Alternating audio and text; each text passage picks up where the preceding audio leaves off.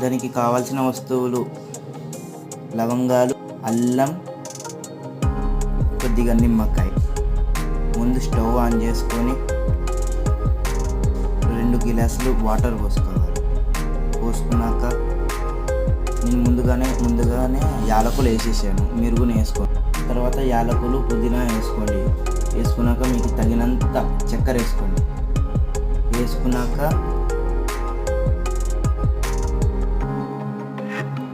Stove off చేసుకొని కొద్దిగా tea పొడి వేసుకోండి, లైట్గా ఎక్కుద్ది. వేసుకున్నాక కలుపుకొని మీరు తాగే గిలాసులో కొద్దిగా నిమ్మకాయ పిండుకొని తాగితే నిమ్మకాయ టీ రెడీ. Bye bye.